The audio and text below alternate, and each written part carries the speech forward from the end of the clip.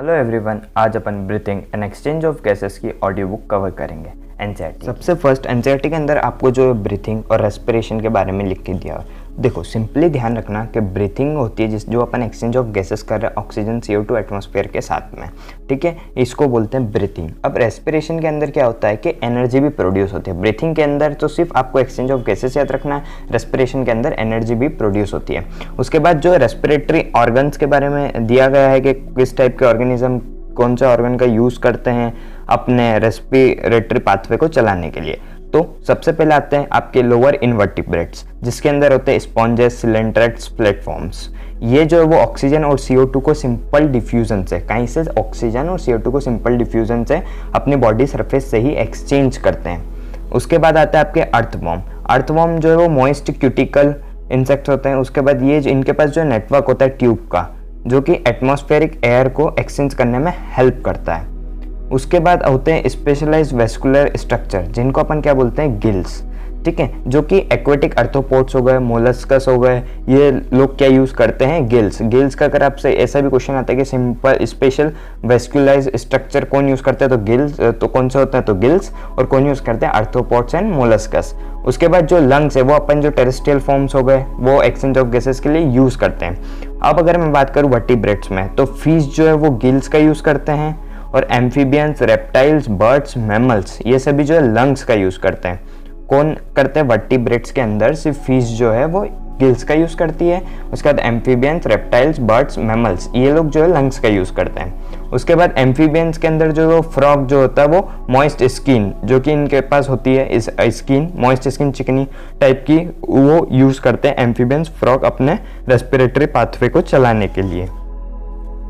अब अगर मैं बात करूँ तो अपन अब चलते ह्यूमन रेस्पिरेटरी सिस्टम की तरफ। तो ह्यूमन रेस्पिरेटरी सिस्टम में अपन सबको पता है कि अपने पास जो है वो एक्सटर्नल नॉस्ट्रिल का एक पैर होता है, ठीक है, जो कि अपर लिप्स के ऊपर अपना जो सिचुएटेड होता है, जो कि फिर जो है नेसल चैम्बर की तरफ जाता है। कहीं से जाता है नेसल चैम्बर की तरफ, एक नेसल पैसेज बीच में बना हुआ होता है। अब जो नेसल चैम्बर है वो सबसे पहले ओपन होता है फेरिंग्स के अंदर, फेरिंग्स के अंदर, जो कि कॉमन पैसेज होता है फूड और एयर के लिए। ये क्वेश्चन आ सकता है कि pharynx is the common passage for food and air.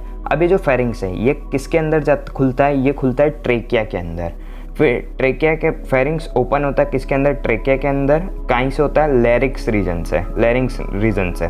अभी जो लैरिंक्स है वो क्या है, कार्टिलेजिनस बॉक्स होता है जो कि साउंड प्रोडक्शन में आपकी हेल्प करता है। गले के अंदर लैरिंक्स होता है जो कि साउंड प्रोडक्शन में हेल्प करता है, तो इसलिए इसको जो है साउंड बॉक्स भी कह देते हैं।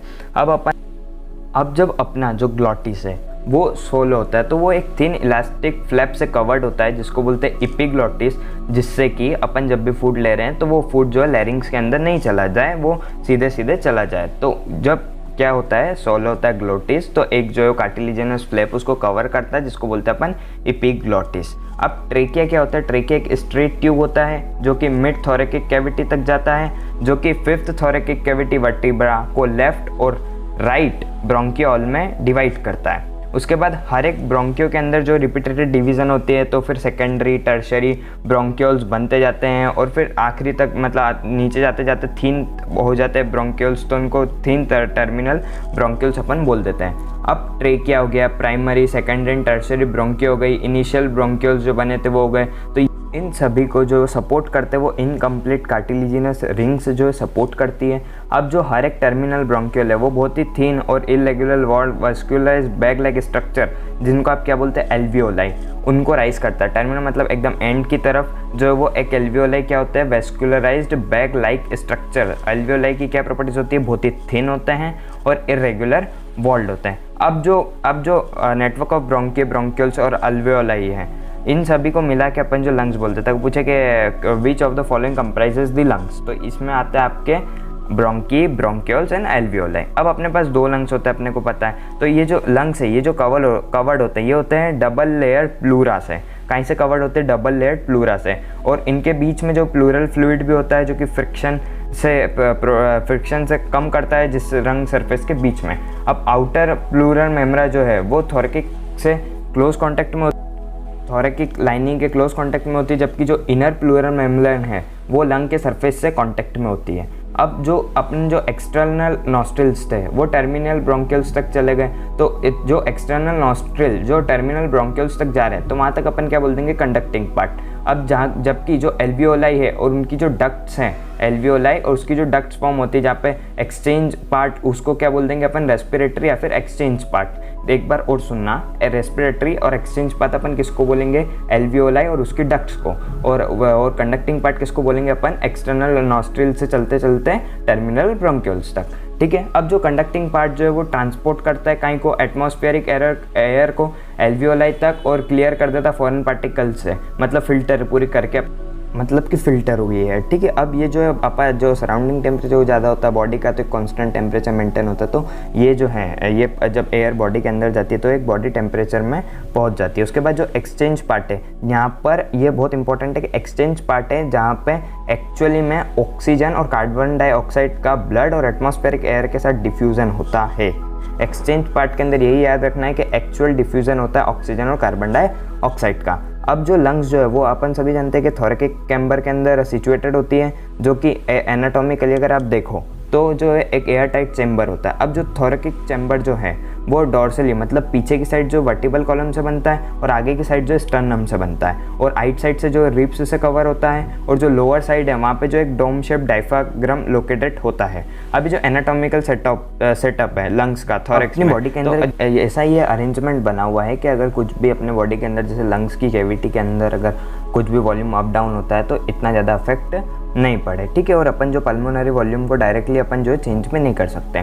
अब रेस्पिरेटर कुछ फॉलोइंग स्टेप्स जो इन्वॉल्व करता है, जैसे कि ब्रीथिंग और पल्मोनरी। अब देखो रेस्पिरेशन के अंदर सबसे पहले स्टेप क्या होती है कि ब्रीथिंग और पल्मोनरी वेंटिलेशन, मतलब क्या कि एटमॉस्फेरिक एयर इस थ्रू से अंदर आती है और CO2 जो एल्वियोलर एयर होती है वो रिलीज आउट हो जाती है। उसके बाद जो O2 और CO2 का जो डिफ्यूजन होता है एल्वियोलर मेम्ब्रेन के क्रॉस, फिर जो है गैसेस जो ट्रांसपोर्ट होती है बाय ब्लड, फिर डिफ्यूज़न होता है ऑक्सीजन और कार्बन डाइऑक्साइड का ब्लड और टिश्यू के बीच में, और फिर जो ये जो ऑक्सीजन है ये यूटिलाइज करती है सेल्स अपनी जो कैटाबॉलिक रिएक्शंस के लिए, और फिर ये भी जो है वो CO2 को रिलीज करती है। अब अगर मैं बात करता हूँ मैकेनिज्म ऑफ ब्रीथिंग की, तो ब्रीथिंग के अंदर दो स्टेजेस होती है, एक होती है इंस्पिरेशन, एक होती है एक्सपीरेशन।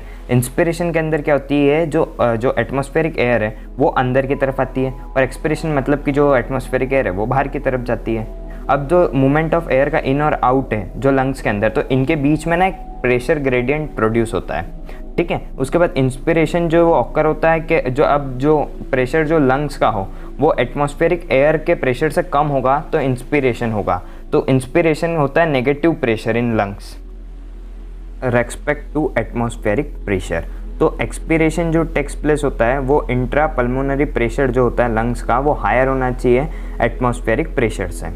अब जो डायफ्राम है और स्पेशलाइज्ड सेट्स ऑफ मसल है, एक्सटर्नल और इंटरनल इंटरकोस्टल मसल्स होती है बिटवीन द रिब्स, तो ये क्या करती है, इस टाइप के ग्रेडियंट्स को बनाने में हेल्प करती है। मतलब अगर आपसे क्वेश्चन पूछ ले कि इंस्पिरेशन और एक्सपिरेशन होता है तो कौन ग्रेडियंट बनाने में हेल्प करती है, तो उसके लिए आंसर होगा आपका डायफ्राम, एक्सटर्नल और इंटरनल इंटरकोस्टल मसल जो रिब्स के बीच में प्रेजेंट होती है।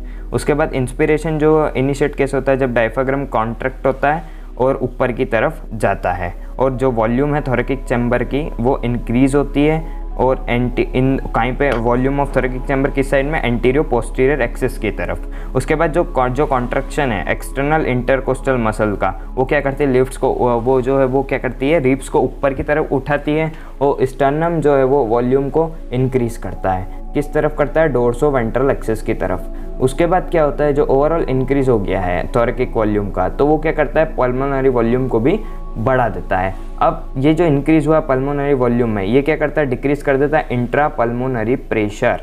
क्या हुआ, अभी क्या हुआ, पल्मोनरी वॉल्यूम बढ़ गई, अपन इंस्पिरेशन कर रहे हैं तो क्या होगा, इंट्रा पल्मोनरी प्रेशर जो है डिक्रीज हो जाएगा एटमॉस्फेरिक प्रेशर के कंपैरिजन में, और फिर जो एयर जो है वो आउट।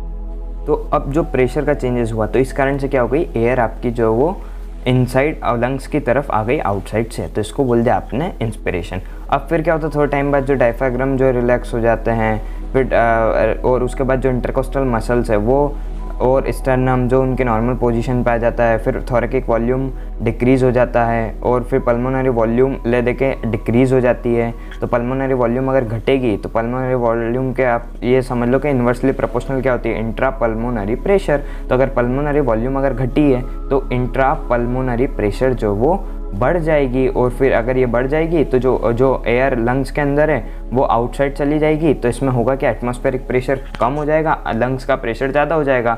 तो इससे क्या हो गया, आपका एक्सपिरेशन हो गया। अब अपन जो है वो अपनी जो इंस्पिरेशन है एक्सपिरेशन कैपेसिटी अपन जो है वो बढ़ा सकते हैं, जो कि अपन जो अपने पास जो एडिशनल मसल्स होते हैं एब्डोमेन के अंदर उनके हिसाब से। अब जो एक एवरेज हेल्दी ह्यूमन जो होता है वो 12 से 16 टाइम्स पर मिनट ब्रीथ करता है। अब जो वॉल्यूम जो एयर की इन्वॉल्व होती है ब्रीथिंग मूवमेंट्स में आप जो होती है, अगर आपको इस वॉल्यूम को नापना है तो इसके लिए एक बहुत ही अच्छा डिवाइस होता है जिसको बोलते हैं स्पायरोमीटर, जो कि क्या करता है, पल्मोनरी फंक्शंस को डिटेक्ट करने में हेल्प करता है। अब अगर मैं बात करता हूँ रेस्पिरेटरी वॉल्यूम एंड कैपेसिटीज़ की, तो सबसे फर्स्ट आता है आपकी टाइडल वॉल्यूम। सबसे फर्स्ट कहती है टाइडल वॉल्यूम।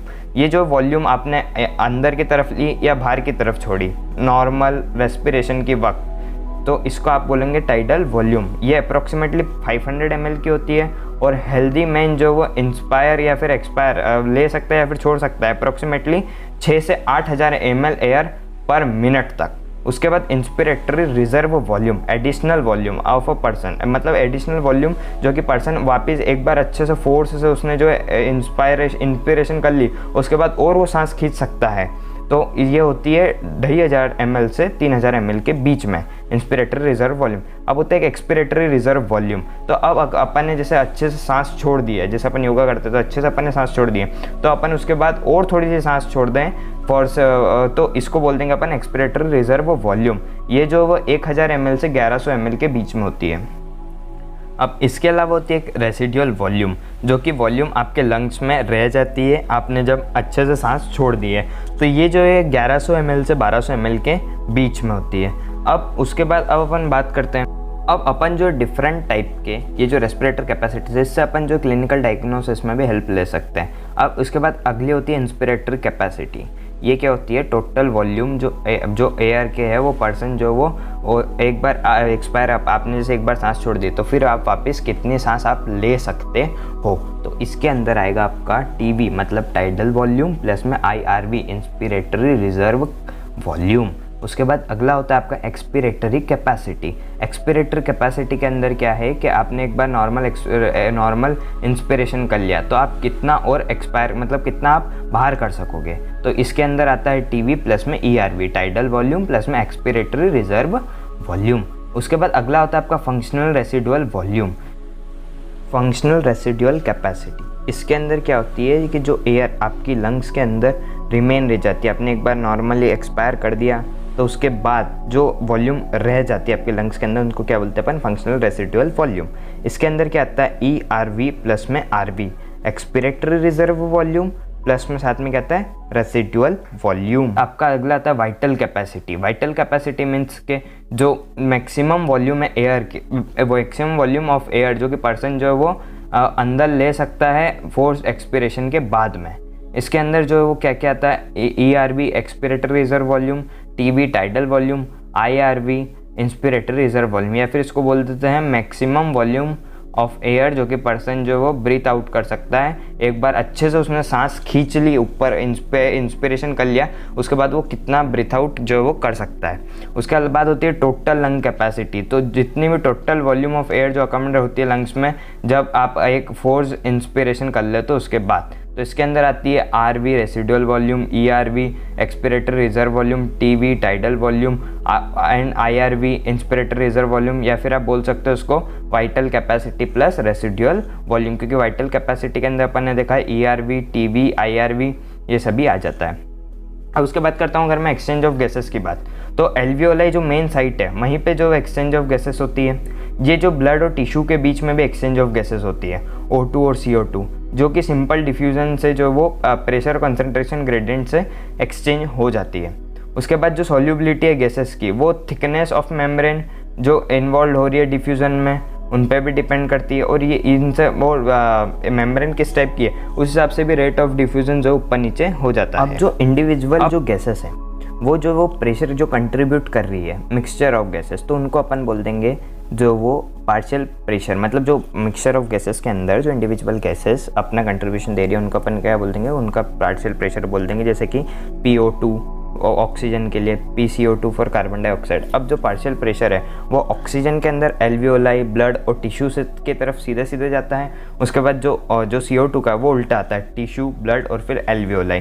तो यहाँ पर आपको याद रखने की चीज़ ये है कि जो रेस्पिरेटर गैस ऑक्सीजन के अंदर कुछ वैल्यूज़ हैं, जो एटमॉस्फेरिक एयर के अंदर ऑक्सीजन में कितनी होती है 159, एल्वियोलाई के अंदर वो होती है 104, फिर ब्लड डीऑक्सीजनेटेड जो रहता है उसके अंदर हो जाता है 40, फिर ब्लड ऑक्सीजनेटेड के अंदर हो जाती है 95, उसके बाद टिश्यूज़ तक पहुँचते पहुँचते हो जाती है 40। उसके बाद जो CO2 है उसके अंदर जो एटमॉस्फेरिक एयर है वो होती है 0.3, उसके बाद जो एल्वियोलाई के अंदर हो जाती है वो 40, ब्लड डीऑक्सीजनेटेड के अंदर हो जाती है 45, ब्लड ऑक्सीजनेटेड के अंदर हो जाती है 40, टिश्यूज़ के अंदर हो जाती है 45। और इसमें जो अपोजिट डायरेक्शन में चलती है, मतलब जैसे टिश्यू से चलती है, टिश्यू से एल्वियोलाई की तरफ। उसके बाद जो वो सॉल्युबिलिटी जो CO2 की है वो ऑक्सीजन से कंपैरिजन अगर अपन करें तो 20 से 25 गुना जो वो ज़्यादा होती है, 20 to 25 टाइम्स जो ज़्यादा होती है। इसलिए जो CO2 जो डिफ्यूज़ होता है मेम्ब्रेन से, तो वो जो पार्शियल प्रेशर है जो CO2 का वो बहुत ही ज़्यादा हाई होता है अगर अपन कंपेयर करें ऑक्सीजन से। अब जो डिफ्यूज़न मेम्ब्रेन होती है वो 3 लेयर की बनी होती है, जो कि एक होती है थिन स्क्वैमोस एपिथेलियम एल्वियोलाई की। फिर अब जो डिफ्यूज़न मेम्ब्रेन है वो 3 मेजर लेयर की बनी होती है। एक तो होती है थिन स्क्वैमोस एपिथेलियम एल्वियोलाई की, फिर होती है एक एंडोथीलियम जो कि एल्वियोलर कैपिलरीज की होती है, और एक बेसमेंट सब्सटेंस की जो कि थिन बेसमेंट मेम्ब्रेन जो कि सपोर्ट करते हैं स्क्वैमोस एपिथेलियम और बेसमेंट मेम्ब्रेन को, और ये सराउंड करते हैं सिंगल लेयर एंडोथीलियम सेल्स को जो कि कैपिलरीज की होती है। और उसके बाद जब जो टोटल थिकनेस है वो बहुत ही कम होती है, मतलब लेस देन 1 मिलीमीटर। इसलिए अपनी सारी बॉडी के जो बॉडी ऐसी फेवरेबल बनी हुई है टिश्यूज़ और ये सब के जो वो O2 और CO2 का एक्सचेंज अच्छे से हो सके। O2 का कहाँ से, अल्वियोलाई से टिश्यू तक, और CO2 का टिश्यू से एल्वियोलाई तक। उसके बाद अगर मैं बात करूँ ट्रांसपोर्ट ऑफ गैसेस, मेनली मतलब कहाँ से, मतलब RBC के अंदर कैसा होता है ये सब। तो ऑक्सीजन जो 97% है वो RBC से ट्रांसपोर्ट होता है, और 3% जो है वो प्लाज्मा से ट्रांसपोर्ट होता है। वहीं अगर मैं बात करूँ CO2 की, तो CO2 20 से 25% RBC ट्रांसपोर्ट करती है, 7% आपका प्लाज्मा ट्रांसपोर्ट करता है, जबकि 70% डिजॉल्व बाइकार्बोनेट्स के फॉर्म में जो है वो ट्रांसपोर्ट होता है। अब उसके बाद जो ट्रांसपोर्ट ऑफ ऑक्सीजन जो है वो जो है हीमोग्लोबिन, जो अपने red coloured iron containing pigment जो होता है RBC के अंदर, तो क्या होता है ऑक्सीजन जो हीमोग्लोबिन के साथ बाइंड करता है, तो इसको क्या बोलते हैं ऑक्सी हीमोग्लोबिन।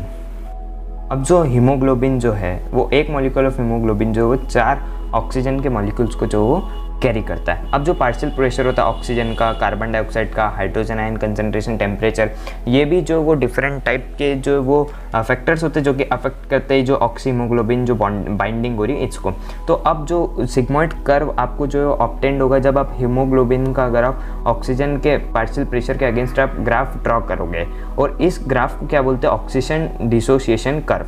अब इस वक्त क्या होना चाहिए कि जो फैक्टर्स जो हैं वो ये होना चाहिए एल्वियोलाई के अंदर जब PO2 का पार्शियल प्रेशर ऑफ ऑक्सीजन ज़्यादा होगा तब कार्बन डाइऑक्साइड कम होगा, हाइड्रोजन आयन कंसंट्रेशन भी कम होगा और टेम्परेचर भी कम होगा। लेकिन वहीं पर अगर आपको कार्बोक्सी हीमोग्लोबिन अगर बनाना है, कार्बोक्सी हीमोग्लोबिन अगर आपको बनाना है, तो आपको जो वो जो कार्बन डाइऑक्साइड उसका कंसंट्रेशन ज़्यादा चाहिएगा, हाइड्रोजन आयन का कंसंट्रेशन ज़्यादा चाहिएगा और टेम्परेचर ज़्यादा चाहिएगा और ऑक्सीजन कम चाहिएगा। ठीक है। उसके बाद जो इससे ये अपने को क्लियरली इंडिकेट होता है कि ऑक्सीजन जो है वो हीमोग्लोबिन के साथ बाउंड होता है लंग सरफेस पे और टिश्यूज़ तक पहुंचता है। अब उसके बाद जो हर एक 100 ml जो ब्लड होता है उसके वो जो है वो डिलीवर करता है 5 ml ऑक्सीजन को टिश्यूज़ में नॉर्मल कंडीशन के दौरान। अगर अब मैं बात करता हूँ ट्रांसपोर्ट ऑफ कार्बन डाइऑक्साइड, तो देखो कार्बन डाइऑक्साइड जो है ना वो हीमोग्लोबिन से होती है 20 से 25% अपन जानते हैं। तो इसमें क्या होता है जो कार्बिनो हीमोग्लोबिन है उस फॉर्म में होती है। अब ये जो बाइंडिंग होती है तो इसके अंदर क्या होता है जो पार्शियल प्रेशर जो CO2 का है, तो इस बाइंडिंग में जो मेजर अफेक्ट करने वाला जो फैक्टर होता है वो होता है PO2। तो इनमें जब आपको PCO2 का कंसंट्रेशन ज़्यादा चाहिएगा, तो मैंने जैसे बताया कि PO2 का कंसंट्रेशन कम होना चाहिए और हाइड्रोजन और टेम्परेचर ज़्यादा होना चाहिए एल्वियोलाई के अंदर। ठीक है, तो इससे जो है वो कार्बिनो हीमोग्लोबिन जो है वो टेक्स प्लेस होता है।